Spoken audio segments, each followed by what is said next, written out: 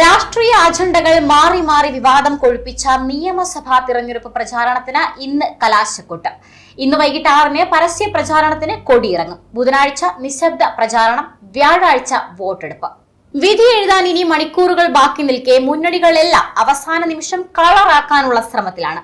പരസ്യ പ്രചാരണത്തിന്റെ അവസാന ദിവസം ഓരോ തദ്ദേശ സ്ഥാപന പരിധിയിലെയും പ്രധാന ടൗണുകൾ കേന്ദ്രീകരിച്ചാണ് കൊട്ടിക്കലാശം. ചിലയിടങ്ങളിൽ ടൗണുകൾ കേന്ദ്രീകരിച്ചുള്ള കൊട്ടിക്കലാശം ഒഴിവാക്കിയിട്ടുമുണ്ട്. പ്രചാരണ പ്രവർത്തനങ്ങൾക്ക് കുറഞ്ഞ സമയം മാത്രമാണ് ഇക്കുറി ലഭിച്ചത്. കിട്ടിയ സമയം പരമാവധി ഉപയോഗിക്കുന്ന വിധത്തിലാണ് മുന്നണികൾ പ്രവർത്തനങ്ങൾ ആസൂത്രണം ചെയ്തത്. തിരഞ്ഞെടുപ്പിനായി എല്ലാം സജ്ജമെന്ന് മുന്നണികൾ നേരത്തെ തന്നെ പ്രഖ്യാപനങ്ങളെല്ലാം നടത്തിയിരുന്നെങ്കിലും ഏപ്രിൽ 9-ന് തിരഞ്ഞെടുപ്പ് നടക്കുമെന്ന് മുന്നണി നേതൃത്വം പ്രതീക്ഷിച്ചിരുന്നില്ല.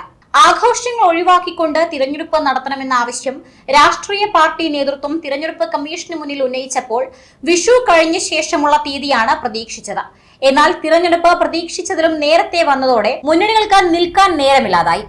സ്ഥാനാർത്ഥി നിർണയ ചർച്ചകൾ പൂർത്തിയാകുന്നതിന് മുൻപ് തന്നെ പോസ്റ്ററുകളും മറ്റും അടിക്കേണ്ട അവസ്ഥയിലായിരുന്നു പലരും. സ്ഥാനാർത്ഥിയാകുമെന്ന ഉറപ്പിൽ പോസ്റ്ററുകൾ അടിച്ചുവെച്ച ചിലർക്ക് ഒടുവിൽ സീറ്റ് കിട്ടാതായപ്പോൾ ആരും കാണാതെ പോസ്റ്ററുകൾ നശിപ്പിക്കേണ്ട ഗതികേട് വരെ ഉണ്ടായി. ഇന്ന് വൈകിട്ട് 6 മണി മുതൽ 9-ന് 6 മണി വരെ 1951-ലെ ജനപ്രാതിനിധ്യ നിയമത്തിലെ 126B പ്രകാരം 48 മണിക്കൂർ നിശബ്ദ പ്രചാരണം മാത്രമേ പാടുള്ളൂ.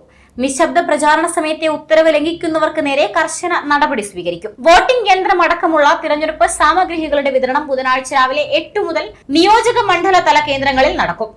വ്യാഴാഴ്ച രാവിലെ 7 മണി മുതൽ വൈകിട്ട് 6 മണി വരെയാണ് വോട്ടെടുപ്പ്. കള്ളവോട്ട്, ആൾമാറാട്ടം ഉൾപ്പെടെയുള്ളവ തടയുന്നതിനായി ബൂത്തുകളിൽ വെബ് കാസ്റ്റിംഗ് സംവിധാനം ഉണ്ടാകും. വോട്ടിംഗ് സമയത്ത് വോട്ടർമാർക്ക് മൊബൈൽ ഫോൺ സുരക്ഷിതമായി വെക്കാൻ മൊബൈൽ ഡെപ്പോസിറ്റ് സൗകര്യവും ബൂത്തുകളിൽ ഒരുക്കും.